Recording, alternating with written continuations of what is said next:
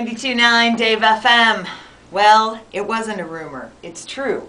Warren Haynes is here, and he is taking over my studio for an hour. Taking over. I know. Shame on you. You're coming in here taking things over. Actually, no, it's been fun. The list of music, you got here about a half hour ago, and I love that too, by the way. But the list of music that you want to play tonight, incredible. Very diverse, very cool. I'm looking forward to playing it.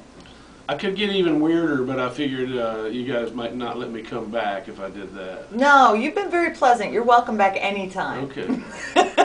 Each time I come back, I'll just get weirder and weirder, and then eventually you'll bar me from the place. Okay, is that what you're going for? No, I don't want to go visit Margot. It repeats itself.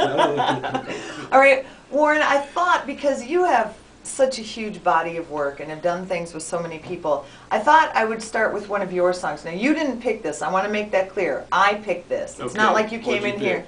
I picked, when you did our Circle of Friends, you did Soul Shine. Yeah. And that's what I picked, that version from our Circle of Friends. But I don't want everyone to think you came here and said, play my music, because you're very self-effacing. You're not like that at all. Is it good? You want to hear it and find out? No, you can play it. I don't have to hear it. All right, I'll play it for everybody else, and we'll turn the monitors down in here. Okay. 92.9 Dave FM. That is Warren Haynes from our Circle of Friends. And actually, that's Warren Haynes recorded, but he's live in studio, which doesn't, I don't get to do that very often. Go, oh, that was the, and guess what? He's here. So, well, welcome. Glad to be here. Government Mule is performing at Masquerade on Saturday. And you're kind of all over the place. You're not in Atlanta for the week. You're going all over, and then you're coming back for the show Saturday. Right, that's correct. And before the mics went on, I heard that there's somebody who's not played in Atlanta before. Well, we have a new bass player, Jorgen Carlson, who's been with us less than a year now. And so he hasn't played in Atlanta with us yet. So it'll be the first Atlanta appearance with him.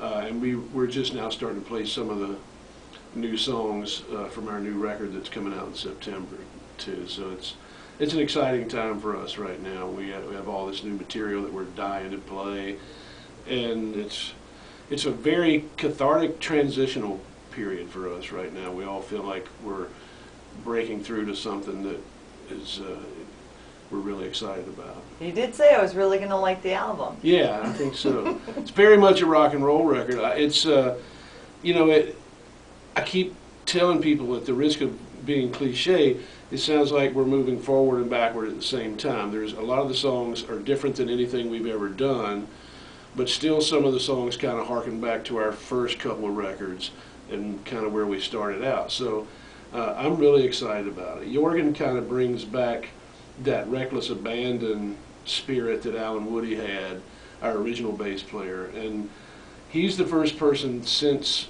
Alan Woody passed away that brings that real aggressive nature to the music, and so it's kind of forcing our hand, and so we're like, okay, how do we respond to that? So you up the ante for you a little bit. Oh, yeah. Very cool. And so we went immediately into the studio to challenge ourselves and see what happened, and we wound up writing a lot of songs in the studio, which is very different for us. I mean, in the past we may write one song in the studio, but to write 3 or 4 was very different for us. But a lot of stuff just started happening, and we just went with it, and we recorded more material than we needed, and a lot of the stuff that was written at the last minute wound up being some of the best material. So I'm really psyched about it, and as is everyone in the band. I'm excited to hear it because you were so excited about it. You're doing a very good job. I mean, talking about it, just like your face lights up. You probably don't know that, but it does. No, I don't know that, and now I'll be self-conscious about it. Sorry. But I am excited, as is everyone in the band, really. But it's I don't know. I just really feel like it sounds like Government Mule, but it doesn't sound like anything we've done before. I really like the way it sounds sonically. I really like the whole kind of devil may care attitude that we made the whole record with. It's not meant to compete with any current music. It's just meant to compete with music in general. That's the best way for it to be honest. It's just that's the kind of thing that comes through on an album. You can hear that, you can sense it, you can feel it. Certain albums come out, and I'm not naming names, but certain albums come out and they just feel so crafted. Yeah. Yeah, this sounds like it's just musicians who love being musicians, playing music that they love playing with a different element added to bring everyone together. You know, I've always felt like if you make yourself happy, people know that. And so as an artist or as a band, if the band's having fun, the crowd can tell that. If the band is enjoying the new music that they're playing, the crowd can tell that. And art in general is meant to kind of evolve that way, and it starts with something that you do for yourself, and then however many people like it, that's great, but you have to like it yourself first and foremost. And you know, I think a lot of times people in the music business forget that because it is a business, but there's a lot of pressure to be successful. The reason it's the music business is because the music comes before the business, and that's the stupidest thing I probably ever said, but it's true, because there wouldn't be a music business without the music, and a lot of times the business people forget that part. They do. You want to go back in the day from when the music business was more music than business?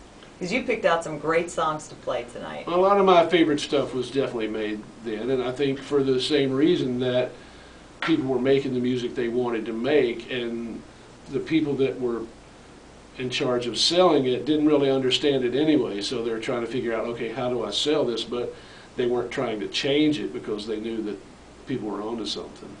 Well, you picked, we're going to play Traffic, John Barleycorn. One of my all-time favorites. I was going to ask why you picked it, but that's all that needs to be said about it, unless you want to explain. Well, you know, that song is the epitome of a rock band doing an ancient folk song and making it their own. The melody in John Barleycorn is probably hundreds of years old. And speaking of, I didn't plan this, but there's a song on the new Government Mule record called Railroad Boy that's a traditional English folk song or Celtic folk song that we put a rock arrangement to, in the same way that Led Zeppelin would do to like Gallows Pole or In My Time of Dying or something like that. But the song's probably more than 100 years old, and I just thought of that in relation. Now the difference being our song, our version of Railroad Boy is very much a rock and roll interpretation, where this is folk music as interpreted by rock musicians, which is just beautiful. And it's John Barleycorn and Traffic, as picked by Warren Haynes on Day FM. Not asked you before is, I guess it was 99, maybe 2000. You guys did a couple of shows, one here, one in Athens, with John Schofield. Right. Wondering, and I know that you have a lot of back catalog stuff, being the kind of band that you guys are. Any plans to ever release that? Any plans to put that out, kind of like you do the Christmas Jam stuff, or something similar? If you talk to the mic, he can hear you. I can hear you, yep. Yeah, actually, we have mixed and even mastered a part of the Atlanta show. Okay. One CD's worth of material that I think is awesome. And okay. At some point, we've been meaning to put it out for years, and since it's Alan Woody playing bass on that stuff, we'll probably do it at some point on one of Woody's anniversary or birthday or something. But okay.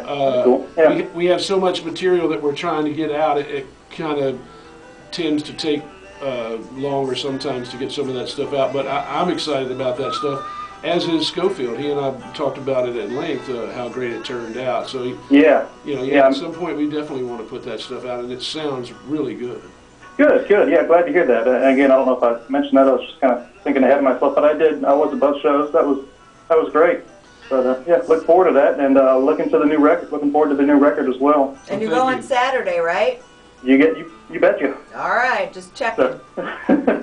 Yeah. The music part, in my opinion, is one of the great unknowns of the Atlanta music scene for some reason. It's a great little place, especially in the summertime. It's really intimate. and you know, I know you guys have played there a couple, 3 years ago. I was there at that show, of course, as well. But looking forward to it. Yeah, let's do it. It's a great place to play. Yep. All right, guys. Well, I appreciate it. And Sure. Thank you for calling and thank you for listening. sure thing. Talk to you later. Okay. All right. Bye-bye. Bye. 92.9 Dave FM and John Barleycorn. Warren Haynes is my guest tonight. He's taken over my studio for an hour, but in a nice, polite way, not a get out and I'm playing what I want. Now you can stay. You just Thanks. you just don't have any say in what we're going to play. I can run the board. Thanks. Actually, you've picked out some very interesting songs, and I like. First of all, thank you for asking if these were okay to play. But the way I see it is, Warren Haynes has taken the time to come into my studio. You can play what you want. Great. I like that. I got a dump button over there if you want to get saucy. I'm just kidding. All right. So the next cut we discussed. Yeah. Is. Ray LaMontagne. Hey, if you're going to take over, man, you got to do the work. Well, I figure, we started with something old. Now let's go to something a little newer. I like timeless music. I like music that you're going to like 10, 15, 20 years down the road. And when I first heard Ray LaMontagne's first record, Trouble, it just hit me like that could be in any decade over the last 40 years. And it would stand up and be real in any of those decades. And so I've been a fan ever since. And this track's one of my favorite from that record. That's his first record. His third record is out now, which I love as well. Mm-hmm. But since we're not doing anything traditional. You could if you wanted, but you don't have to. And actually, we talked a lot about Otis Redding, both mostly off the air, but yeah. I hear a lot of Otis Redding in Ray LaMontagne for some reason. It's not like he's trying to. I think it's the instrumentation of his songs that reminds me of Otis Redding. Yeah, and I would say that he's a fan. Someone who looks at Otis the way I do as being one of the greatest of all times. And he definitely conjures up some of that spirit here and there. That's one of the people that I think when people review his records, people tend to hear some of Otis in there, And you hear a lot of things that he doesn't necessarily sound like. He doesn't sound like Cat Stevens, but you hear some Cat Stevens in there too, But I just really dug his voice before I knew him, and I've known him a long time now. When I first heard his voice, I thought, wow, this is not your run-of-the-mill young singer. This is somebody who has some depth to their soul. Well, I am looking forward to playing this. It's Warren Haynes in studio with me tonight, basically taking it over. Yeah, taking over. Yep, in a mean way, because he's a mean man. No, I'm kidding. Here's Ray LaMontagne. I am. Yeah, So I'm taking over. Remember? Warren Haynes is in studio with me tonight. He's taken over. He actually made a special trip here because Government Mule is not playing at Masquerade until Saturday. That's right. And I appreciate it. And that was Ray LaMontagne, the song Shelter. Beautiful. I just did your job for you. Well, you do it better than me, anyway. At least you're not going to say, well, you're going to play guitar Saturday, because that would be dreadful. I feel confident I can handle that part better than this. I'm a little nervous doing this. You're fine. Oh, okay. No, great. All right. Does that mean if I play Joni Mitchell or something, people will be okay with it? Well, it depends on how you introduce it. Okay. It's all in the presentation. If I go, ladies and gentlemen, this is Black Sabbath, and then I play Joni Mitchell.